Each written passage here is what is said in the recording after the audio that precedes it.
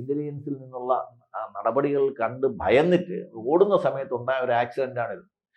അത് അത്രയിലും തീർന്നത് നല്ലതാണ്. കാര്യം 13 പേരെ മരിച്ചുള്ളൂ. ഈ 13 പേരുടെ ജീവനിലെ ഏറ്റവും ബഹുമാനത്തോടെ തന്നെ വന്ന് 13 പേരല്ലേ മരിച്ചുള്ളൂ. ചിലപ്പോൾ 13,000 പേര് മരിക്കേണ്ടിയിരുന്ന ഒരു ഇൻസിഡന്റ് ആയിരിക്കാം ഈ രീതിയിൽ നമ്മൾ അവസാനിച്ചതെന്ന് പറയുമ്പോഴത്തേക്ക് 13 പേര് നമുക്ക് ലാഘവമായിട്ട് തോന്നാം.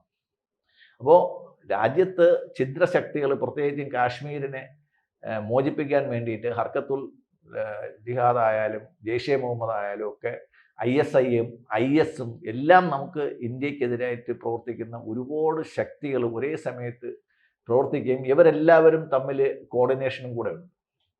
അപ്പോൾ നമ്മൾ 100 പേരുടെ നടുക്ക് നിൽക്കുന്ന ഒരാളെന്ന് വെച്ചാൽ അഭിമന്യുവിൻ്റെ മാതിരിയാണ് നമ്മൾ നിൽക്കുന്നത്.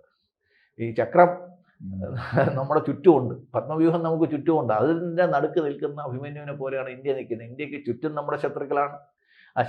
ആ രാജ്യത്തകത്തുള്ള ശക്തികൾ നമുക്കെതിരാണ്. അവരുടെ പല വേരുകളും ഇന്ത്യയിൽ ഓപ്പറേറ്റ് ചെയ്യുന്നുണ്ട്. ഇതിൻ്റെയൊക്കെ നടുക്ക് നിൽക്കുന്ന 10 വർഷം രാജ്യത്തെ 11ാമത്തെ വർഷത്തേക്ക് രാജ്യത്തെ വലിയ അപകടമൊന്നും കൂടാതെ കൊണ്ടെത്തിക്കാൻ കഴിഞ്ഞത് അമിത്ഷാ എന്ന ഒരു വ്യക്തിയുടെ പ്രഭാവം കൂടെയാണ്. അപ്പോൾ ആ ഒരു സാധനത്തിനെ തകർത്തിട്ട് നമ്മുടെ ഒരു പാട്ടീലിനെ പോലെ, മുംബൈ സ്ഫോടന സമയത്ത് ഒരു പാട്ടീലുണ്ടായിരുന്നു, അദ്ദേഹത്തെ പോലെ ഒരാളെ കൊണ്ട് വച്ചിരുന്നെങ്കിൽ KC വേണുഗോപാലിനൊക്കെ നന്നാവുമായിരുന്നു.